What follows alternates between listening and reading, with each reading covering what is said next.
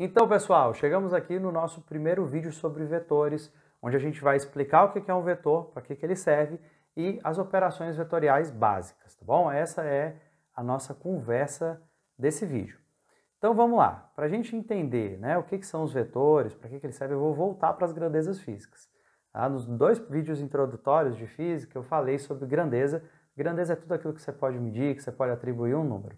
Só que a gente tem uma classificação para elas. Tá? As grandezas físicas, essas coisas que podem ser medidas com um número, a gente classifica em dois grupos, as escalares e as vetoriais. Qual é a diferença entre elas? A diferença básica é a seguinte, meu povo, ó, grandeza escalar. Grandeza escalar é aquela grandeza que você pode explicar bem, que você define bem, apenas com um número e uma unidade medida. Tá? Exemplo, o tempo. Se eu disser para você, quanto tempo durou uma aula? 50 minutos. Ou 45 minutos, não importa. Eu dou um número, uma unidade medida. Isso é o suficiente para que você entenda a mensagem. Então, como eu não precisei te dar orientação, dizer para onde foram, foi 50 minutos para a direita, para a esquerda, 50 minutos para cima, não preciso dar orientação. E nem faz sentido dar orientação. Então, aí nesses casos, nós temos uma grandeza escalar. A gente tem aqui como exemplos, né? Eu coloquei aqui exemplos mais comuns de grandezas que a gente usa no nosso dia a dia. Tempo, temperatura e massa. Já que a gente vai detalhar mais algumas coisas. O outro grupo, que está aqui mais perto de mim, é das grandezas vetoriais. As grandezas vetoriais também precisam de um número de uma unidade medida, só que elas não ficam completamente definidas assim. Eu preciso ainda adicionar a direção e o sentido. Por exemplo, eu tenho aqui uma... Deixa eu pegar aqui um livro. Ó. Eu vou pegar aqui um livro, tá? E aí, se eu disser para você que eu vou aplicar uma força sobre esse livro, certo? Vou aplicar uma força, vamos nos acostumar com a unidade em newtons, vou aplicar uma força de 20 newtons no livro. Bom, e aí o que vai acontecer se eu aplicar essa força de 20 newtons? Só dizer 20 newtons não é o suficiente, porque veja só, se eu aplicar uma força aqui para baixo, eu vou fazer com que o livro suba. Se eu aplicar uma força aqui em cima, tá, forçando ele para baixo, eu vou acelerar a queda dele. Mas eu posso simplesmente estar aplicando uma força na lateral, então ele está vindo para cá. O que você nota? Que simplesmente te dar o número e a unidade medida não são suficientes para você entender o que vai acontecer. Eu preciso dar uma orientação. Toda vida que eu precisar dar essa orientação, eu tenho aqui uma grandeza vetorial. Exemplos, velocidade. Se eu digo para você que um carro está a 60 km por hora na pista, ainda não é suficiente. Para você entender a situação direito, por exemplo, se for uma avenida, mas para que lado ele está indo? Ele está indo para aquele lado ali ou está indo para aquele outro? Eu preciso indicar para onde ele vai. Pode ser um avião, se for um avião ele está subindo. Então eu preciso dar a direção e o sentido. Como um deslocamento também, né? Eu vou fazer um deslocamento de 50 metros. 50 metros na direção da padaria ou 50 metros na direção do shopping? Você tem que dizer para onde você está indo, tá? Então, por isso que as grandezas vetoriais exigem esse complemento. E quem é que indica direção e sentido? Aí é que entra o diabo do vetor que apavora tanta gente, né? O vetor é simplesmente uma seta que vai indicar para onde aquela grandeza está se dirigindo. Como é que eu faço para diferenciar grandezas escalares e vetoriais, né? Essa é uma dúvida que às vezes a galera tem. O que eu digo é o seguinte, se você quer diferenciar de uma forma simples, tá na dúvida com aquela unidade, com aquela grandeza, dá uma orientação para ela e vê se tem nexo a frase. Por exemplo, vamos falar de temperatura. Qual é a temperatura agora? Está fazendo 30 graus na cidade. Mas peraí, é 30 graus em diagonal? É 30 graus para a esquerda? É 30 graus para a direita? Não tem sentido dar orientação para a temperatura. Basta dizer o número e a unidade está resolvido. Por isso que a temperatura aparece aqui como uma grandeza escalar. Ela não precisa de direção e sentido. Do mesmo jeito como a massa. Eu fui na balança, estou tão pesado. Mas peraí, mas deu quantos quilos em diagonal? Ninguém pergunta isso. A massa é massa, você diz tantos quilos e acabou-se. Né? Então, trata-se de uma grandeza escalar. Já as grandezas vetoriais não, elas sempre vão ter essa necessidade. Qual é o problema, pessoal? O problema é o seguinte, operar grandezas escalares é muito simples. Eu tenho 10 quilos de arroz, aí eu vou adicionar mais 2, 10 mais 2, 12. Não, mas desses 12 quilos eu peguei 4 quilos e distribuí. Aí 12 menos 4, 8. 8 quilos. Você fica somando e subtraindo, é coisa simples. tá? As grandezas escalares têm essa característica. A matemática delas é simples. A gente usa as operações básicas. Adição, soma, adição, soma, né? Adição, subtração, multiplicação, divisão. A gente usa as operações elementares. Mas as grandezas vetoriais não. Elas vão exigir que a gente analise a geometria do problema. Aí é que está a questão. Antes que você se apavore e diga, não sei nada de geometria, eu sei muito pouco, não vou conseguir entender nada, calma. Os elementos de geometria que a gente usa nos vetores, normalmente são muito repetitivos. Tá? Então, se você souber, pelo menos, assim, identificar triângulo retângulo, souber o teorema de Pitágoras, e se ligar um pouquinho além dos cossenos, que vai ter uma coisa parecida lá na frente, dá para você caminhar bem nessa parte de operações vetoriais, tá bom? Só que eu não vou nem para essa parte agora não, eu vou começar de coisas mais simples, tá? Eu vou começar primeiro mostrando para vocês, vamos definir o vetor, né? O vetor nada mais é do que um segmento de reta orientado, ou seja, é uma seta, tá bom? É uma seta. Aí, por exemplo, essa que eu tenho aqui do lado, eu já sei que ela é em diagonal, né? Ela é da esquerda para a direita em diagonal. Estou vendo aí que ela está subindo. Como é que eu represento? Bom, para eu dar o nome da grandeza vetorial, eu sempre vou fazer o seguinte. Eu sempre vou pegar e vou colocar uma setinha em cima da letra. Então, por exemplo, se eu escrever do jeito que eu vou escrever aqui, ó, deixa eu pegar aqui a canetinha. Se eu tenho isso aqui, ó, essa nomenclatura, essa anotação que eu escrevi agora, essa aqui, eu estou dizendo que eu tenho um vetor A. Essa flechinha em cima indica que é um vetor. E aí, quando eu for representar, eu preciso dar a direção e o sentido, preciso apresentar o vetor como um todo. Se você fizer como está aqui em cima de mim, botar só a letra A, aí eu estou preocupado só com o módulo. O módulo, pessoal, é o valor numérico. É aquele valor numérico que eu falei ali em cima, tá? É o número da grandeza física. E muitas vezes, né, em tese era para ser sempre, mas na prática nem sempre acontece nas questões, o tamanho do vetor ele está associado ao módulo, ao número. Então, quanto maior ele é, maior aquela grandeza. Por exemplo, velocidade. Se eu aumentar a velocidade, aumenta o tamanho do vetor. Se eu diminuir a força que eu estou aplicando sobre algum corpo, então a setinha, a flechinha também diminui de tamanho. Em tese era para acontecer isso, mas nem sempre.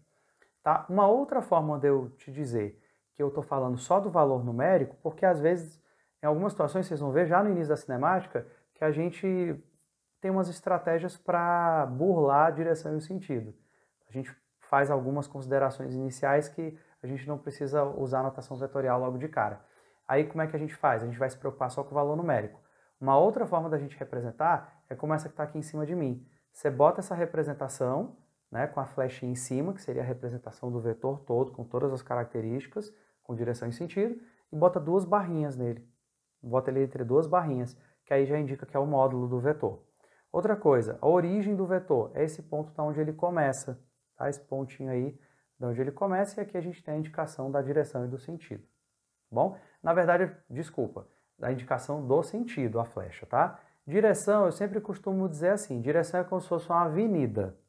O sentido é para que lado da avenida você vai. Você está na avenida, mas que sentido? Tá? É a mesma ideia que a gente traz aqui, bom? Então, basicamente, o vetor é uma seta que vai apontar para onde aquela grandeza está se dirigindo. E aí vamos entrar na parte das operações vetoriais, né? Porque, como eu disse para vocês, a gente tem que usar um pouco de geometria. São dois métodos básicos para a gente somar vetores. Tá? O primeiro deles é o que é o mais fácil da gente entender, que é o método do polígono. A gente pode ver aqui, ó, eu tenho três vetores, eu deixei eles separados, ó.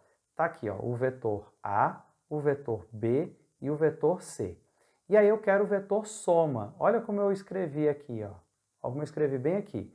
Eu boto um S com uma flechinha. Às vezes o pessoal gosta de usar R também, que é o vetor resultante. Tanto faz, tá? Vai depender da questão, da sua preferência. E aí você tem aqui a soma dos três vetores, ó, A, B e C. Quando eu escrevo desse jeito aqui, sem botar nas barrinhas, com a flechinha e tudo, eu estou dizendo para você que eu quero geometricamente esse vetor. Tá? Então eu quero com todas as características. Aí como é que funciona o método do polígono? Bem simples. Você encaixa um vetor no outro.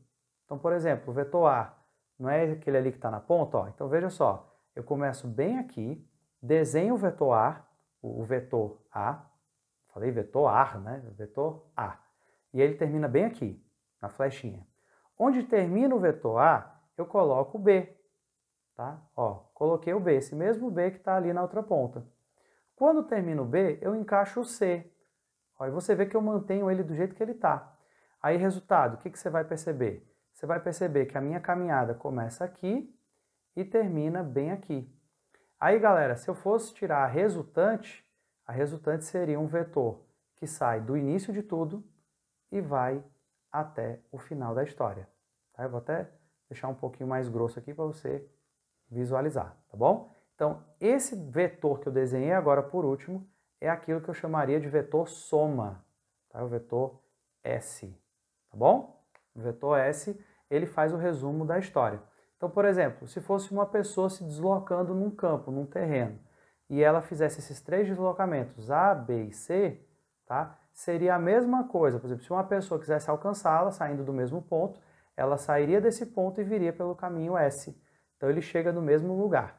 Tá? Então, resultado, esse vetor soma, ele faz um resumo da história. Ao invés de eu ter aqueles 3 deslocamentos, aqueles 3 vetores, eu tenho um só que faz o mesmo serviço sozinho, tá bom? Essa é a ideia. Esses vetores A, B e C, o que são? Poderiam ser velocidades, poderiam ser deslocamento, o pessoal faz muita questão com deslocamento, tá? Pode ser forças, pode ser 3 forças diferentes. Se eu aplicasse essas 3 forças do jeito que estão, cada um sendo uma pessoa puxando para um lado diferente, o resultado seria como? A caixa, se fosse uma caixa, puxando a caixa, iria para onde? Iria no sentido do S, dessa resultante, né? Desse vetor soma que eu fiz aqui. Só que aí o cara pergunta, eu tenho que fazer na ordem que está aí, né? Eu tenho que fazer exatamente nessa ordem que está aí? Não. A é A mais B mais C. Mas se por um acaso, tá, me deu a doida aqui e eu quero começar fazendo do B. Eu quero começar aqui fazendo o vetor B, depois eu encaixo o vetor A, depois eu encaixo o vetor C. Tem alguma diferença? Tem não. Olha só, do mesmo jeito, deixa eu deixar um pouquinho mais grosso aqui, eu comecei ali, ó, deixa eu botar aqui minha seta, eu comecei aqui e terminei aqui, ó, certo? E aí eu queria que você notasse que esse vetor soma que eu tenho aqui em cima é o mesmo vetor soma que eu tenho aqui embaixo. Então não importa a ordem que você coloca os vetores, o resultado sempre é o mesmo. Como eu disse para vocês, ó, se fossem 3 pessoas puxando uma caixa, cada uma numa direção, né, no sentido diferente, o resultado seria esse do vetor soma. Bom, para onde a caixa iria de fato? Para onde está apontando o S, para onde está apontando a resultante. Então esse é o método do polígono. Qual é a vantagem dele? É que você pode usar, você pode fazer com quantos vetores você tiver. Eu tenho 2 vetores, 3 vetores, 4 vetores, infinitos vetores, não importa. É só você encaixá-los desse jeito, bonitinhos, e pronto. Nas questões, isso normalmente vem associado vem com os quadriculados, sabe? Ou então, pelo menos, a geometria do problema favorece. Vou mostrar para vocês aqui uma situação. Ó. Eu tenho aqui do meu lado 3 vetores que estão somados desse método do polígono. Ó. Eu comecei aqui, aí terminei aqui, onde eu terminei eu encaixei outro vetor, terminou esse vetor, eu encaixo o outro e termino aqui. Então, o que você vai notar? Qual é a resultante? A resultante do vetor é daqui para cá. Ó. Então, esse vetor que eu fiz agora é aquilo que a gente chama de vetor resultante, certo? Esse aqui é o resultante ou vetor soma, tanto faz. Só que aí o que a gente observa nesse caso? Que nós temos aqui um ângulo de 90 graus, tá? E se você souber jogar aqui, você vai perceber, ó, que eu posso fechar a figura. Se eu conhecer as medidas, né? Se eu souber quanto vale essa medida A, se eu souber quanto vale essa medida B, se eu souber quanto vale essa medida C, eu tenho como, tá, identificar esse triângulo aqui, ó. Tá vendo que tem um triângulozinho bem aqui? E esse aqui, como aqui é um ângulo de 90 graus, esse aqui é um triângulo retângulo. As medidas desse triângulo retângulo eu posso calcular, posso medir justamente a partir dos outros valores se eles forem conhecidos. Então, muitas vezes nas questões você vai precisar fazer isso. Você vai ter que identificar um triângulo retângulo na estrutura e usar os dados que a questão te dá para descobrir o valor dos catetos, né, das medidas. E aí você usa o bom e velho Teorema de Pitágoras, né? O Teorema de Pitágoras, só lembrando a vocês, quando você tem um triângulozinho desse aqui, um triângulo retângulo, deixa eu deixar mais fininho aqui, né? Senão não consigo escrever. Se isso aqui for o lado A, se aqui for o lado B e o lado maior que a gente chama de hipotenusa, né? Se for essas medidas, a gente calcula assim, ó, h ao quadrado é igual a ao quadrado mais b ao quadrado, tá bom? A gente usa muito o Teorema de Pitágoras em questões de vetores, é só você analisar a geometria do problema que dá tudo certo, tá bom? Bom, vamos seguindo aqui, tá? Um comentário, vetores negativos, tá? Às vezes você vai ter os vetores A e B, você tem aqui ó, o vetor, você tem os vetores A e B, e aí o cara pede A menos B. Como é que a gente faz, né? Acho que os vetores que eu tinha desenhado de início sumiram, mas eu vou fazer um resumozinho aqui para vocês. Gente, é bem simples, ó. Esse aqui é o vetor B, esse que você está vendo aí na figura é o vetor B. Quem é o vetor menos B? O vetor menos B é um vetor, vai ficar meio torto aqui, mas não tem problema. Ele tem mesma direção, ele tem mesma reta, só muda a setinha, tá? Então, nesse aqui, a setinha era embaixo, no menos B a setinha é para cima. Toda vez que tiver um sinal de negativo, é só você fazer isso, é só você trocar a setinha. No caso, o meu vetor aqui, era para ter um vetor A aqui em cima. Eu acho que terminou apagando na hora que eu estava editando aqui. Mas veja só, não é muito complicado fazer não. Se o vetor menos A, né, é apontando aqui para baixo, o vetor A seria a mesma reta, uma reta paralela, né? Seria paralelo a ele e apontando para cima. Quando tiver um sinalzinho de negativo, você só troca o lugar da seta. Está numa ponta, você joga para outra. Então, por exemplo, nessa anotação que eu fiz aqui, se eu tiver A menos B, o A está aqui, ó. O A é esse vetor que eu acabei de desenhar. Está representado aqui, saindo desse ponto aqui em cima de mim. Só que ele quer A menos B. O menos B, pessoal, é esse aqui com a setinha para cima, ó. É esse vetor com a setinha para cima que está ali do lado. Tá? Então, desse modo, o que vai acontecer? A gente simplesmente vai pegar o vetor A e encaixar nele o menos B. Como o menos B é diagonal aí para cima, você deixa ele do jeito que está. Um diagonal para cima. E aí qual seria a minha resultante, né? A minha resultante seria esse vetor que eu vou desenhar agora para vocês, ó. Então esse aqui, esse vetor preto que eu fiz aqui, seria o vetor A menos B. Bom, então você vê que eu sigo com o mesmo raciocínio que eu mostrei para vocês anteriormente, o método do polígono, eu vou encaixando um vetor no outro. A diferença é que quando tem um sinal negativo, você simplesmente vai trocar o lugar da seta. E aí você faz do jeito que a gente estava falando até agora, tá bom? Por isso que às vezes tem gente que fala assim, que até quando é negativo, você continua fazendo a soma nos vetores, né? Porque o sinal de negativo só muda o sentido, tá? Não tem nada demais. Outra coisa importante é, em algumas situações, essa aqui não aparece tanto como aquela lá de cima, mas aparece de vez em quando, então a gente tem que comentar. Quando a gente multiplica um vetor por um escalar, por exemplo, eu quero o vetor que seja 3 vezes o A. Pode fazer isso? Pode. Se é 3 vezes A, você vai pegar o A e vai somá-lo 3 vezes. Então, A mais A mais A. Método do polígono, ó, eu sigo sempre o mesmo raciocínio aqui. Você pega o vetor A, onde ele termina, você encaixa o vetor A de novo, onde termina, você bota outra cópia do vetor A. Você faz isso 3 vezes porque é 3 vezes A. Então, a resultante vai ser esse vetor gigante aqui do lado, tá? Que tem o tamanho dos 3 juntos. Esse é o vetor 3A. Então, toda vida que você multiplicar por um escalar, é só você seguir esse procedimento. Ah, e se fosse, ao invés de 3A, fosse menos 3A? Aí você ia pegar a seta que está subindo e ia botar do outro lado, descendo, tá bom? Então, tudo segue um padrão aqui, a gente não vai se estressar muito com isso não, viu? Vamos lá, outra coisa importante, aqui é mais uma observação, tá? Alguns problemas de física apresentam uma soma vetorial que na hora que você vai fazer, termina dando uma figura fechada. Como assim uma figura fechada? Vamos supor que começou nesse ponto. Aí você veio para cá, veio para cá, veio para cá, para esse outro lado, e o último vetor te trouxe de volta para o mesmo lugar.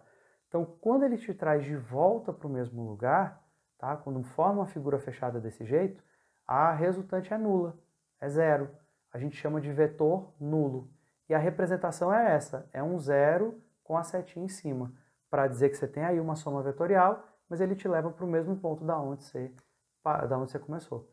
Onde é que você tem um tipo de deslocamento desse? Quando você sai da sua casa de manhã, vai para o trabalho, vai para a faculdade, vai para a escola, e no final do dia você retorna. O seu deslocamento ao longo do dia foi zero, porque você começou em casa e terminou em casa. Tá? Esse seria um caso desse de figura fechada. E aí vamos seguindo. Vou apresentar para vocês o outro método, que é o método do paralelogramo. Esse é um método um pouquinho mais limitado, mas ele é útil quando a gente não tem muita referência, assim, tipo, não tem um quadriculado, não dá para ver o triângulo retângulo fácil, então ele termina sendo útil. Qual é a limitação dele? só dá para fazer com 2 vetores por vez. Tá? E como é que a gente faz? A gente faz ele saindo do mesmo ponto. Tá? A gente sempre começa com os vetores saindo do mesmo lugar.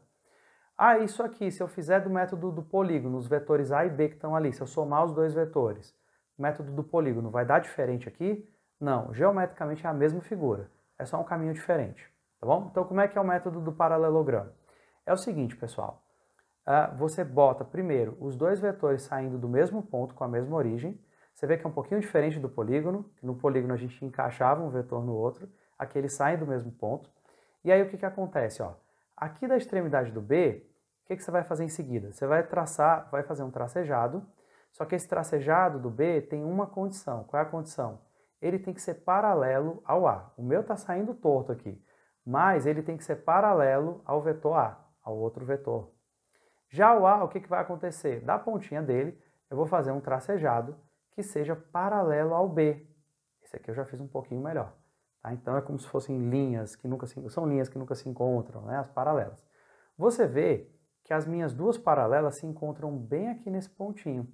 Então, galera, nesse pontinho é que nós vamos ter a nossa resultante. Como é que vai ser a resultante graficamente falando? Você vai aqui da origem, da onde tudo começou, e arrasta a resultante até... Espera aí que bugou aqui. Deixa eu pegar de novo aqui um vetorzinho.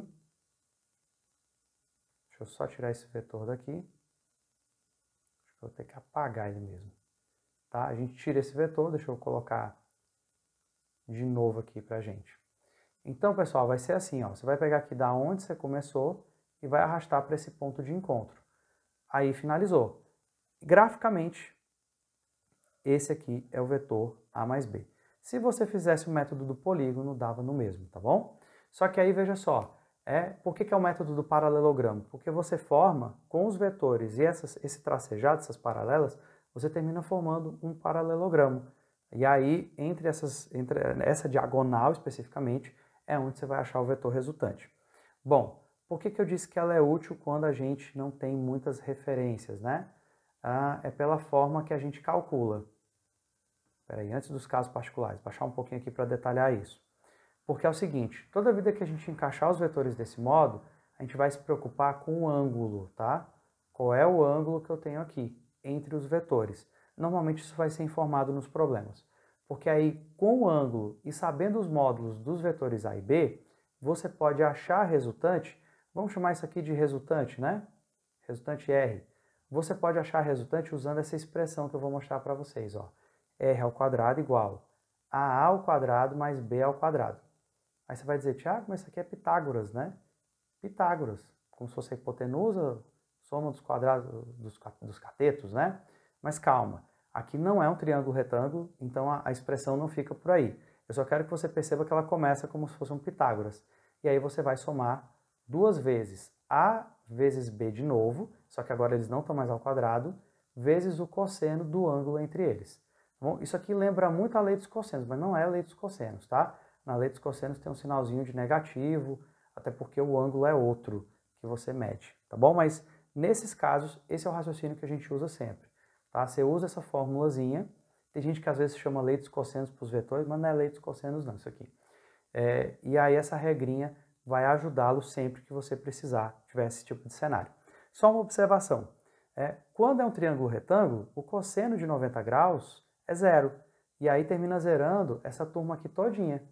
Quando você zera essa turma aqui todinha, fica só o início, que é o Pitágoras, né? Então o Pitágoras é um caso particular desse caso que eu estou apresentando para vocês, tá bom? Então quando for o método do paralelogramo, você usa essa fórmula, você vai precisar dos módulos dos vetores, dos 2 vetores que você tem, e do ângulo entre eles. Só jogar nessa fórmula que você descobre.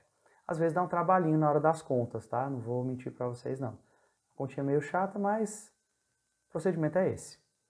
Vou fechar hoje mostrando para vocês 3 casos particulares, tá bom? Que é importante que você saiba.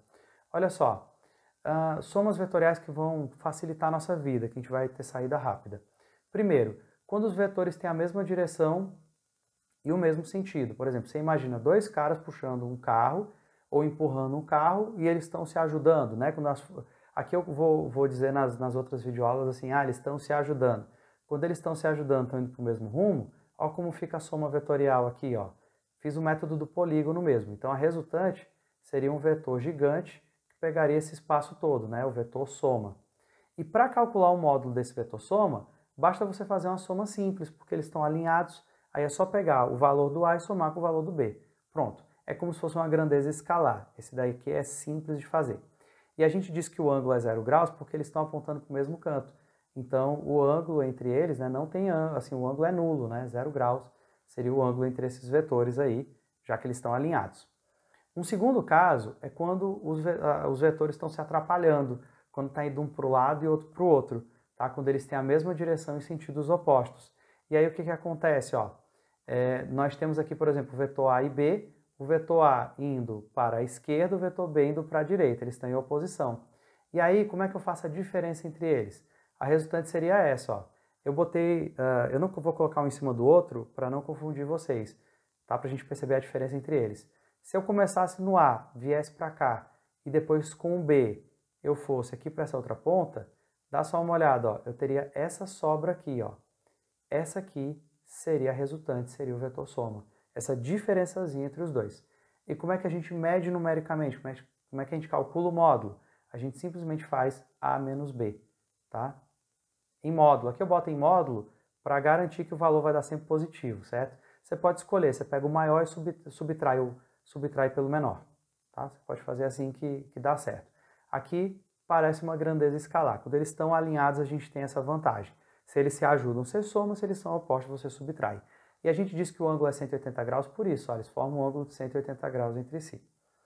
Um último detalhe, um terceiro e último caso particular, é quando os vetores são perpendiculares entre si, quando o ângulo entre eles é 90 graus.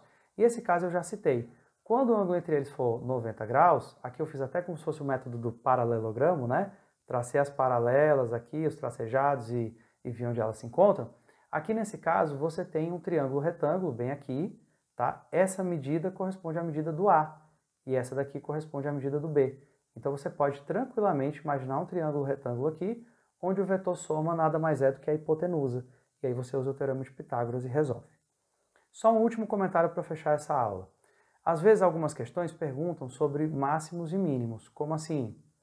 É o seguinte, galera, nem sempre ele vai te dar a orientação dos vetores. Você não sabe se eles são perpendiculares entre si, se eles estão no mesmo sentido, sentidos opostos, ele não vai dizer nada. Ele vai só te dar os módulos, sei lá, 3 e 8, e vai te perguntar qual é o valor máximo que eles podem ter? Ou qual é o valor mínimo que eles podem ter? E aí, gente, sempre é assim. O valor máximo, você vai fazer a soma algébrica. É como se fosse aquele primeiro caso que eu mostrei para vocês. O ângulo de 0 graus, eles estão se ajudando. O mínimo valor que eu posso ter entre dois vetores é a subtração, tá? É a subtração, que é aquele segundo caso que eu acabei de mostrar, quando o ângulo entre eles é de 180 graus. Tá bom? E os outros valores, né? Os outros valores ficam entre o máximo e o mínimo. Então, por exemplo, se eu não sei para onde vão os vetores, um deles é 8, tem módulo 8, outro 3 unidades, unidades genéricas quaisquer, qual é o valor máximo que eles podem ter? O valor máximo é 8 mais 3. 8 mais 3, 11. 11 unidades. Qual é o valor mínimo que eles podem ter? 8 menos 3. 5 unidades. E os outros valores? Bom, e se for 90 graus? E se o ângulo entre eles for menor que 90 graus ou maior que 90 graus? Aí não importa. Os outros valores vão estar entre 5 e 11. Não pode ser maior do que 11, não pode ser menor do que 5. Então, só sabendo os módulos, você tem como fazer essa estimativa, isso às vezes é cobrado em questões. Mas por hoje eu fico por aqui, a gente ainda vai ter outro vídeo sobre vetores, para a gente falar um pouquinho mais sobre decomposição de vetores e outras coisas mais. A gente se vê lá.